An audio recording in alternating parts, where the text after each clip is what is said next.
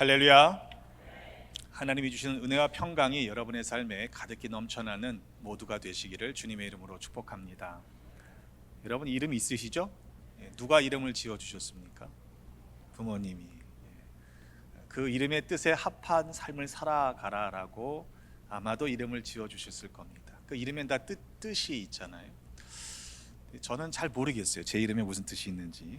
한자로 기린 린자가 좀 어렵습니다. 제 동생은 록자를 쓰는데 백가가 수원이 본입니다. 본이 하나여서 백승현 집사님이랑은 제가 형벌일 거예요. 학렬을 보면 대충 알 수 있습니다.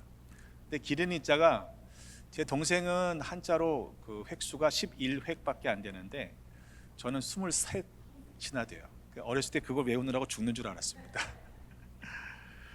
아무래도 부모님들은 어떤 이름의 뜻을 지어줄 때 그렇게 살라 하는 그런 기대가 있었을 것입니다. 오늘 본문에 등장하고 있는 삭개오란 이름도 그렇겠죠. 원래 이름의 뜻은 깨끗한 자, 순수한 자라는 의미를 가지고 있습니다. 아마도 그의 부모는 삭개오가 나중에 커서 그런 인물이 되기를 아마도 바랬을 것입니다.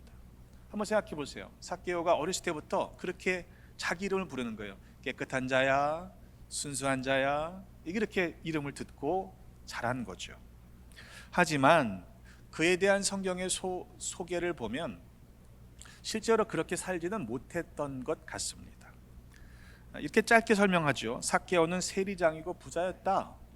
세리장이고 부자였다.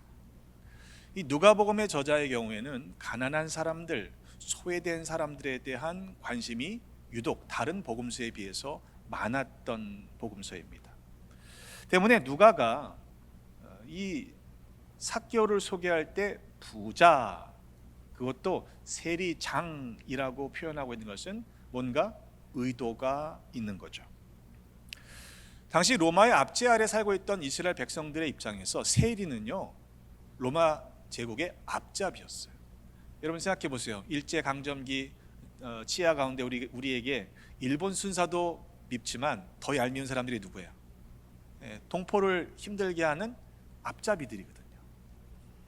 로마 제국에 바쳐야 하는 세금을 거둬들이는 역할을 했던 것이 세리인데, 그 세리의 그 직업을 갖기 위해서 일종의 로비 활동을 한 겁니다. 그냥 그게 맨입으로 되겠어요? 그러니까 백성들에게서 세금을 정당하게 거둬들이는 것 이상으로 최소한 2배, 3배 이상의 세금을 거둬들임으로 자기가 그 자리를 차지하기 위한 비용으로 충당했고, 그리고 자기의 배를 배불렸던 그런 부를 축적했던 사람들이 세리였습니다. 때문에 백성들은 이 세리를 바라보면서 죄인이라고 여겼던 것이죠. 하물며 그 세리 가운데 우두머리 세리장이었습니다. 삭개오가 부자가 된 것은 세리장이었기 때문이다. 이렇게 지금 누가는 넌지시 설명하고 있는 것이죠. 뿐만 아니라 여리고라는 성읍의 세리장이었어요. 여리고는 종려나무 성읍이라고 불릴 만큼 사람이 아주 많이 모이던 곳이었다고 하죠. 예루살렘으로 올라가는 지점이 있었기 때문에 절기를 지키러 가는 많은 사람들이 머물던 곳입니다. 그래서 숙박업이 발달했고 또 돈을 바꾸는 환전, 금융이 상대적으로 발달했던 성읍입니다. 헤롯 대왕이 여리고의 근처에 겨울 왕궁을 지었다라고 한 것을 보면 그 사는 환경이 그래도 다른 지역보다는 지낼 만한 곳이었다라고 볼 수 있습니다. 때문에 여리고의 세리장이고 부자였다는 설명은 그의 환경을 놓고 볼 때, 또 그의 직업을 갖게 되는 그 배경을 놓고 볼 때는 결코 순수하거나 깨끗한 사람이었다라고 말할 수 없을 것입니다. 그 이름의 뜻을 아는 사람들의 입장에서는 이 삭개오가 세리장이고 부자고 세리장이었다라는 표현이 굉장히 어색한 조합이었던 거예요. 백성들의 혈세를 뜯어서 자기의 배를 채웠던 부자, 깨끗한 사람, 이게 안 맞잖아요, 그죠? 삭개오에 대한 추가 설명이 있습니다. 그는 키가 작았다고 기록합니다. 반면에 성격은 꽤나 저돌적이었던 것 같아요. 사람들이 많아서 예수님을 볼 수 없게 되자 앞으로 달려나갔다고 그랬죠.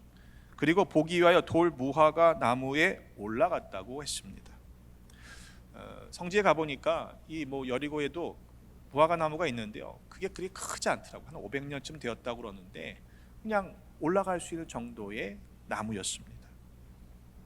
사람들이 뭐라고 말하거나 상관없이 다 큰 어른이, 그것도 세리장이 체면불구하고 자기가 목적한 바를 이루기 위해서 올라가는 거예요. 그러니까 다른 사람의 시선은 의식하지 않는 거죠. 상상해 보십시오. 애들이 올라간 것도 아니고 세리장인 그가, 사람들 다 알 거 아니에요. 여리고에서 세리장인데 꽤나 알려진 그가 사람들의 시선을 의식하지 않고 키가 작은 그가 나무 위에 올라갔다 하라고 하는 모습은 사실은 좀 민망한 그런 조롱거리의 대상이 되었을 것입니다. 그래도 삭개오는 전혀 개의치 않았습니다. 물론 성경에 나와 있는 이 짧은 단락의 정보들만을 가지고 삭개오가 어떤 사람이었다라는 것을 단정하는 것은 조금 성급하고 위험한 일일 수 있습니다. 그러나 분명한 것은 이 누가의 표현을 우리가 볼 때에 그 사이사이에 숨어있는 단서들이 충분히 그럴 만한 개연성이 높다라는 사실입니다. 삭개오가 돌 무화과 나무 위에 올라간 이유는 단순했어요. 예수님에 대해서 소문을 아마 들었겠죠. 예수님이 지나가신다 하는 그 이야기를 들었을 때 그 사람이 어떠한 사람인가 보고자 했을 뿐입니다. 아마도 유명한 사람이 지나간다고 하니까 어떻게 생긴 사람이야? 라고 궁금했던 모양입니다. 삭개오가 기대했던 것은 그게 전부였어요. 그 이상도 그 이하도 아니고 지나가던 예수를 한번 보고자 했을 뿐입니다. 예수님은 또한 그냥 그렇게 지나가시면 되는 상황이에요. 여력에 머물려는 계획을 가지고 계시지 않았습니다. 하지만 예수님은 그곳에 이르셔서 삭개오를 쳐다보셨죠. 예수님의 관점에서 보면 참 우스꽝스럽지 않습니까? 다 큰 어른이 나무 위에 올라가 있는 거예요. 키가 작은 그가 올라가 있는 모습이 예수님의 시선에 들어왔던 모양입니다. 그때 예수님이 그의 이름을 부르시는 겁니다. 삭개오야. 아니, 어떻게 내 이름을 아셨지? 아마 깜짝 놀랐을 것이에요. 삭개오 입장에서는 그 이름이 이렇게 들렸을 것입니다. 깨끗한 자야, 깨끗한 자야, 순수한 자야, 내려와라. 그렇게 예수님은 그의 이름을 불러주신 거예요. 그가 지난 세월 어떻게 살았는지 상관하지 않으셨습니다. 다른 사람들이 매국노라 부르며 멸시의 눈길로 쳐다보던 그런 삶을 살았던 자임에도 불구하고 순수한 자야, 속히 내려와라, 이렇게 불러주신 것이죠. 예수님께서는 삭개오가 누구인지 아셨기 때문입니다. 오늘 본문에서 우리가 주목해야 하는 것은 사실은 삭개오가 아닙니다. 왜냐하면 오늘 본문의 주인공은 바로 예수님이시기 때문입니다. 주님이 그를 찾아오신 거예요. 그냥 못 본 척 지나가셔도 누가 뭐라고 할 사람이 없었던 것이죠. 아무도 주목하지 않던 삭개오입니다. 그런데 예수님께서는 그를 지나치지 않으셨습니다. 그리고 주님이 그의 이름을 아셨어요. 그의 이름을 부르실 뿐만 아니라 내가 오늘 네 집에 유하여야겠다라고 말씀하십니다. 여러분, 다른 사람들은요, 사람 취급 안 했다니까요, 상종하지 않았다니까요. 그런데 예수님께서 그의 집에 지금 머무시겠다고 말씀하시는 겁니다. 사람들이 어떻게 반응했을까요? 수군거리는 것이 당연했겠죠. 저가 죄인의 집에 유하러 들어갔도다.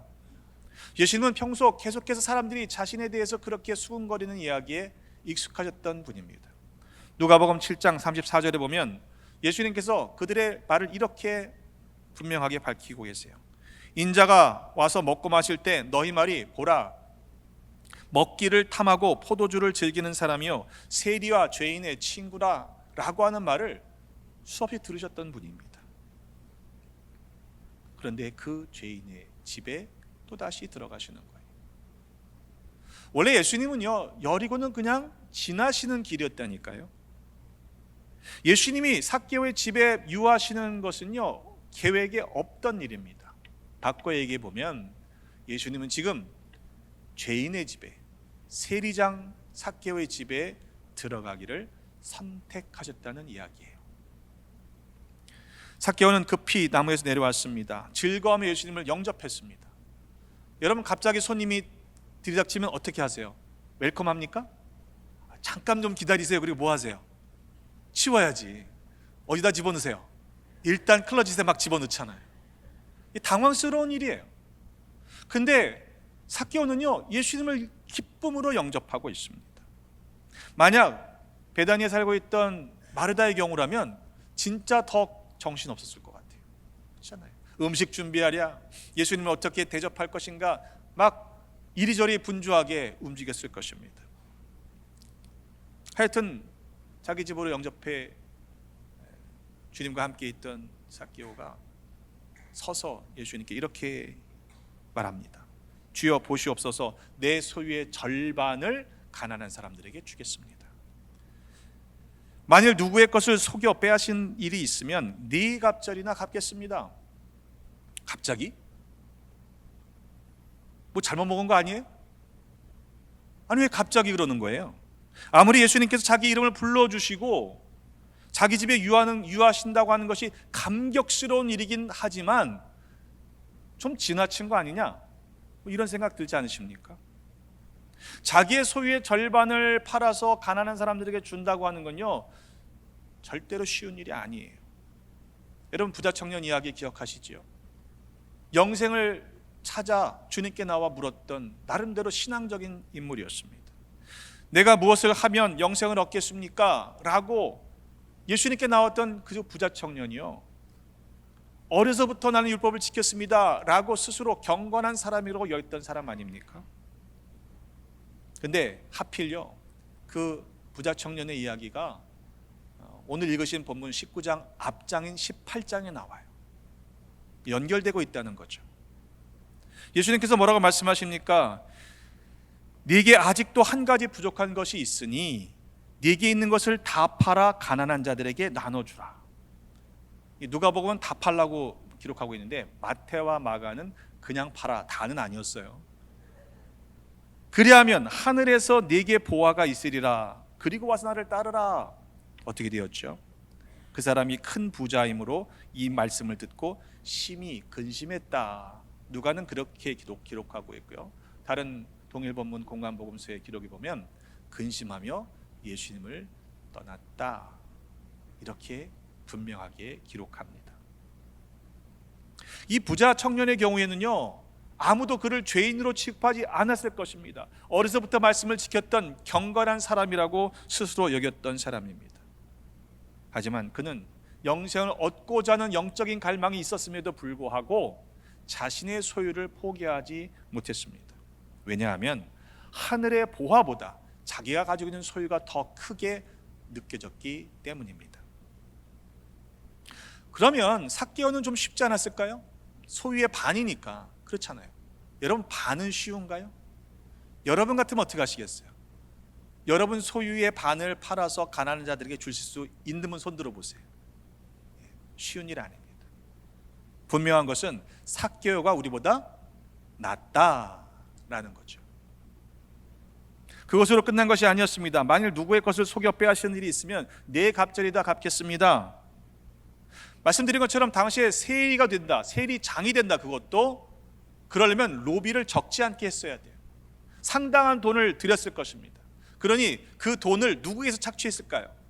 백성들에게서 충당한 것이 지극히 상식적인 일 아닙니까? 때문에 세리들이 정당한 세금을 거둬들였다면 누가 그런 말을 하겠습니까마는 그 이상으로 폭리를 취하고 그리고 자신들의 배를 채우기 위한 축적하는 그런 부자였기 때문에 매국노로 여겼고 죄인으로 여겼던 것이죠. 분명히 삭개오가 세리장이 되기까지는 누군가를 속여서 빼앗는 일이 있었을 것입니다. 때문에 이 삭개오가 자기가 그렇게 속여서 빼앗은 일이 있으면 4배를 갚겠다는 말을 단적으로 아주 극단적으로 표현해 보면요, 이렇게 표현한 거예요. 주님, 저는 망하겠습니다. 아니, 반을 가난한 사람들에게 팔아서 주고 4배나 갖고 나면 남은 게 뭐예요? 없어요. 어떻게 그런 일이 가능합니까? 그는 예수님을 얻었기 때문에 그래요. 내 소유의 절반을 다 팔고 4배나 갚아줌에도 불구하고 예수님이 전부라는 사실을 깨달았기 때문입니다. 이거 쉬운 일 아닙니다. 예수님께서 말씀하십니다. 오늘 구원이 이 집에 이르렀으니 이 사람도 아브라함의 자손임이로다. 인자가 온 것은 잃어버린 자를 찾아 구원하려 함이다 말씀하셨습니다. 아무도 당시에 주변에 있던 사람들은 이 세리장 삭개오가 구원을 받을 대상이라고 생각하지 않았을 것입니다. 죄인이잖아요. 아무도 주목하지 않았던 키 작은 인생 삭개오. 이 키가 작다는 건 단순히 신체적으로 작다는 걸 의미하는 게 아니에요. 사람들에게는 nobody, 아무것도 아닌 인생이었습니다. 그러나 주님을 만나고 나서는 뭐라고 말씀하시는 거예요? 아니, 내가 너를 안다. 너는 somebody다 말씀하시는 것입니다. 왜냐하면 예수님께서 찾으시는 사람이 바로 잃어버린 자이기 때문에 그렇습니다. 여러분, 예수님께서 우리를 아십니다. 믿으십니까? 그리고 우리를 찾아오셨습니다. 여러분의 이름을 불러주십니다. 그리고 구원이 너희 집에 이르렀다라고 선언하셨습니다. 여러분, 주님을 여러분의 가정의 주인으로 모시고 살아가는 우리 베다니의 지체들 되시기를 주님의 이름으로 축복합니다. 여리고는요, 이스라엘 백성들이 가나안 땅에 들어가서 첫 번째로 무너뜨렸던 성읍이죠. 그냥 하루에 한 번씩 6일 동안 성읍을 돌고요, 조용히 마지막 날엔 7번을 돌고는 소리를 야 질렀더니 우르르 무너졌어요. 그런데 그 무너졌던 곳에서 삭개오는 주님을 만난 거예요. 아니, 좀 더 정확하게 말한다면 무너졌던 그곳에서 예수님은 삭개오를 찾아오신 겁니다. 저는 덕수 국민학교, 옛날엔 국민학교로 불렀어요. 지금은 초등학교라고 하지만 덕수 초등학교를 나왔습니다. 덕수군 돌담길을 언덕을 이렇게 지나다니면서 학교를 등하교를 했어요. 근데 당시에 그 언덕에는요, 배제 할아버지라고 하는 거지 할아버지가 있었는데 이 어린 학생들에겐 굉장히 두려움의 대상이었습니다. 그러니까 저 많지서 거지 할아버지, 배제 할아버지가 오시면요, 학생들이 여기로 가다가도 길을 건너서 가야만 하는 그런 분이었어요. 근데 그는 항상 다니시면서 그 할아버지는요, 소리를 꽥꽥 지르고 다니셨어요. 그게 다 미친 사람이라고 취급했죠.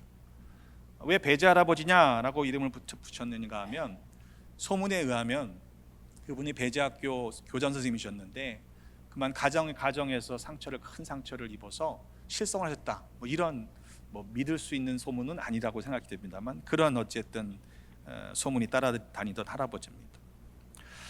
10여 년이 흐른 후에 제가 신학생이 되었는데 마침 정동제일교회에서 신학생으로 봉사하게 되었어요. 그러니까 제가 청년이 된 거죠. 근데 이제 더 이상 그 할아버지가 그때까지 살아계셨는데 무섭지가 않더라고요. 제가 청년이 됐잖아요. 근데 그 할아버지는 저를 알아볼 리가 없죠. 그래서 저한테 껌을 항상 파시면서 선생님, 껌 하나 사주쇼, 이렇게 이제 저한테 말씀하시면 제가 그냥 그때 어릴 때의 기억을 생각하면서 웃으면서 항상 껌을 사드렸습니다. 어느 주일이었습니다. 그 할아버지가 갑자기 교사실로 들어와 있는 거예요.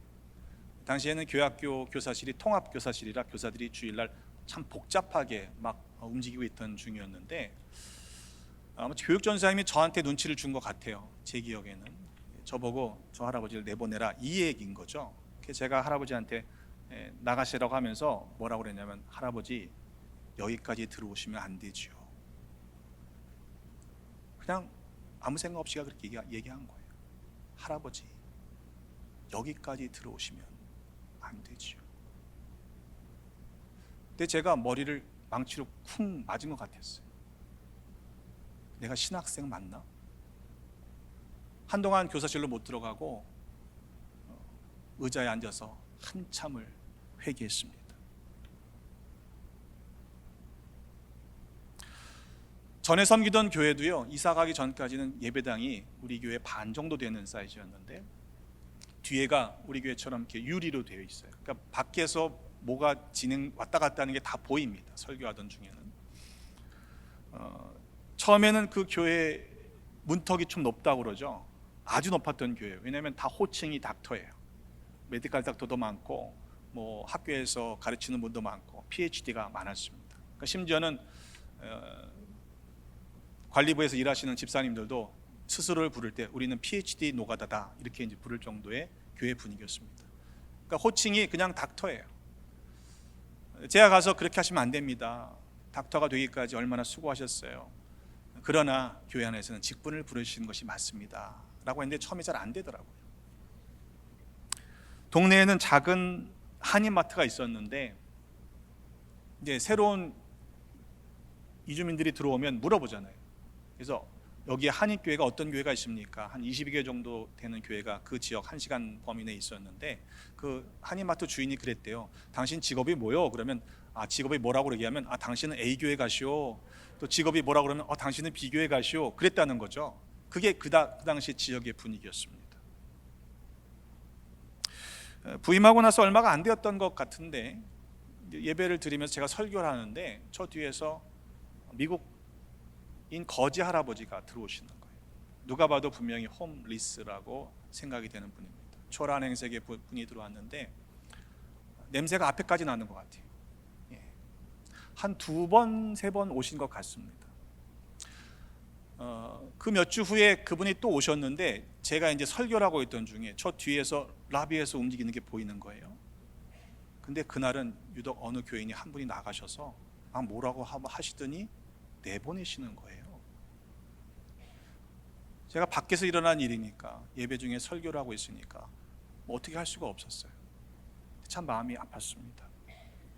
왜냐하면 그분은 그 후로 다시 볼 수가 없었기 때문입니다.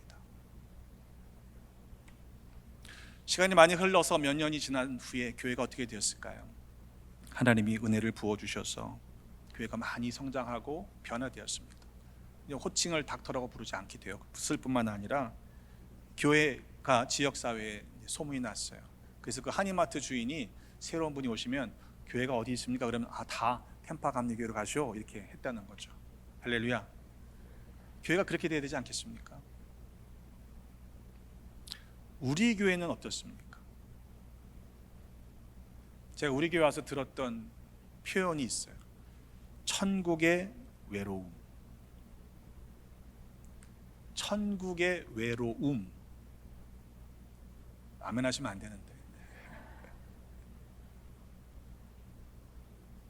그러니까 새로운 교인들이 배단의 교인들을 보면 교회 안에 들어오면 너무 행복해 보인다는 거예요. 천국 같은 그런 분위기를 경험한다는 거예요. 그런데 외롭다는 거예요. 여러분, 대형 교회를 나가는 많은 이유들 중에 현대 교인들은 익명성을 보장받기 때문이라고 말씀을 드렸었어요. 그러니까 이름이 드러나지 않아도 되는 거예요. 내가 기본적으로 예배만 드리고 가도 누가 나한테 뭐 시키지도 않고 얼마나 편해요. 근데 만일 아무도 관심을 두지 않아서 누군가가 교회 안에서 외로움을 느끼고 있다면 그건 우리가 잘못하는 것입니다. 바라기는 우리의 교회에 속한 모든 지체들, 방문하신 분들조차도 천국의 기쁨을 함께 누릴 수 있도록 그렇게 사랑이 넉넉한 베다니의 지체들 되시기를 주님의 이름으로 축복합니다. 예수님은 우리를 알고 계십니다. 우리의 이름을 아실 뿐만 아니라 우리를 찾아오셔서 지금도 부르고 계십니다. 내가 오늘 네 집에 유하여야 하겠다. 여러분, 여러분의 문을, 여러분의 가정의 문을 여시기를 주님의 이름으로 축복합니다. 예수님에 대해서는 다 알아요. 예수님을 잘 믿는다고 생각해요. 그런데 아직도 내 삶의 주인으로 영접하지 않았다면 여러분, 우리는 아직 구원을 받지 못한 것입니다. 뿐만 아니라 아직도 믿음이 연약한 지체를 돌아보아야 할 사명을, 책임을 먼저 된 우리에게 주셨습니다. 주변을 돌아보십시오. 최소한 적어도 권사님들 눈에는 그런 외로워하는 사람들이 들어와야 돼요. 여러분, 권사님은 어떤 뜻이죠? 권면하는 분이에요. 격려하는 분이에요. 자기 문제 가지고 씨름하시면 안 돼. 그런 차원을 넘어서셔야 돼요. 힘겹고 어려워하는 지체들을 돌볼 수 있는 우리 권사님들 되시기를 주님의 이름으로 축복합니다. 때문에 권사님들은 시험에 들 자격이 없습니다. 시험 드시면 안 돼요. 권사님들 정도 되시면 자기 믿음은 자기가 지키셔야 돼요. 주님께서 여러분을 찾아오셨습니다. 지금도 문을 두드리고 계십니다. 여러분은 어떻게 믿음으로 반응하고 있습니까? 아직 준비되지 않았다고 문을 굳게 걸어 잠그고 있으면 안 될 일이죠. 나는 아직 준비가 안 됐다고 불순종하는 핑계를 찾기에 빠르지 마십시다. 바로 지금이 순종해야 할 때입니다. 주님은 잃어버린 자를 찾아오셨습니다. 여러분, 이번 한 주간을 어떻게 살아가기 원하십니까? 우리의 남은 인생을 어떻게 살아가시겠습니까? 바라기는 우리도 주님의 마음을 품고 주님의 시선으로 바라보며 잃어버린 자들을 찾아 주님께로 돌이키는 거룩한 발걸음들 되시기를 주님의 이름으로 축복합니다. 천국에서 외로운 자 없도록 천국의 기쁨을 함께 누리는 우리 베다니의 지체들 되시기를 다시 한번 주님의 이름으로 축복합니다. 기도하겠습니다. 아버지 하나님, 감사합니다. 우리를 먼저 찾아오셔서 구원하여 주셨으니 감사드립니다. 그러나 우리는 다른 사람을 정죄하기는 빠르면서도 정작 우리 자신의 죄를 깨닫지 못했습니다.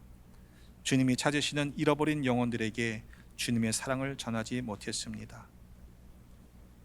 주님, 주님의 심장과 시선으로 잃어버린 자들을 찾아 복음을 전하는 모두가 되게 하여 주옵소서.